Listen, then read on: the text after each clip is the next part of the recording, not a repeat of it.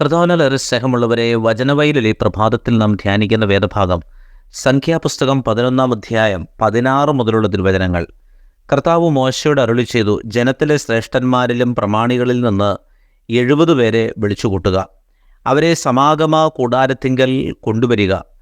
അവർ അവിടെ നിന്നോടൊപ്പം നിൽക്കട്ടെ. ഞാൻ ഇറങ്ങി വന്ന് നിന്നോട് സംസാരിക്കും. നിന്റെ മേലുള്ള ചൈതന്യത്തിൽ നിന്നൊരു ഭാഗം ഞാൻ അവരിലേക്ക് പകരും. ജനത്തിൻ്റെ ചുമതല നിന്നോടൊപ്പം അവരും വഹിക്കും.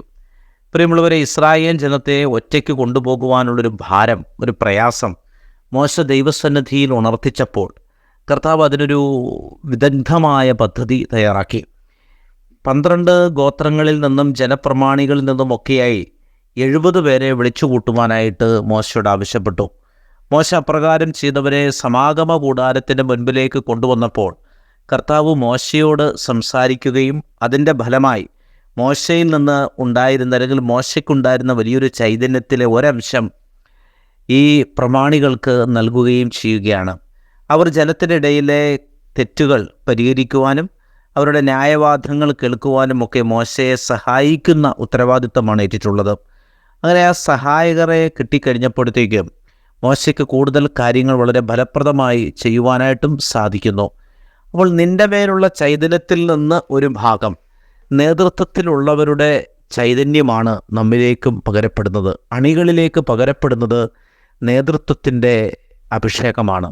അവർ എത്രമാത്രം മുന്നിൽ നിൽക്കുന്നവർ എത്രമാത്രം അഭിഷേകം പ്രാപിക്കുമോ അത്രമാത്രം പിന്നിൽ നിൽക്കുന്ന വ്യക്തികൾക്ക് അവരുടെ ജീവിതത്തിൽ വലിയ കൃപകൾ ഉണ്ടാകും. അതോടൊപ്പം തന്നെ നമ്മുടെ ജോലിഭാരങ്ങൾ പലപ്പോഴും മറ്റുള്ളവരുമായിട്ട് പങ്കുവയ്ക്കുവാനായിട്ടും നമുക്ക് സാധിക്കണം. ഞാൻ ചെയ്താൽ മാത്രമേ എല്ലാം ശരിയാകുകയുള്ളൂ എന്നൊരു ചിന്ത വളരെ ബോധപൂർവം നാം ഉപേക്ഷിക്കേണ്ട ഒരു കാര്യമാണ്.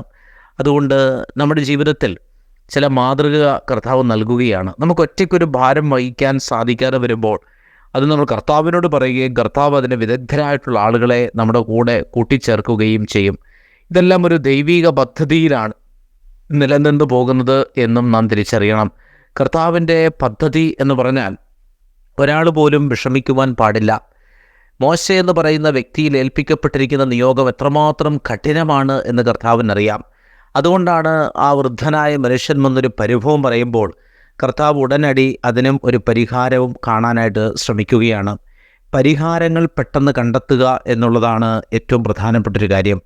അവൻ്റെ ചൈതന്യത്തിൽ നിന്നൊരു ഭാഗം എന്ന് പറയുമ്പോൾ നേതൃത്വത്തിലുള്ള ഒരു വ്യക്തിയിൽ നിന്ന് ഉണ്ടായിരിക്കുന്ന ചൈതന്യം അത് എത്രമാത്രം ശ്രേഷ്ഠമാണോ അത്രമാത്രം അത് ഏത് തിന്മ നിറഞ്ഞ സാഹചര്യങ്ങളിലേക്കും പകരപ്പെടുമെന്ന് നാം തിരിച്ചറിയണം. അതുകൊണ്ട് ഈ സ്നേഹത്തിൻ്റെ ആ ഒരു വിശാലത ലഭിക്കുവാൻ നമുക്കും സാധിക്കട്ടെ എന്ന് നമുക്ക് പ്രത്യേകം പ്രാർത്ഥിക്കാം.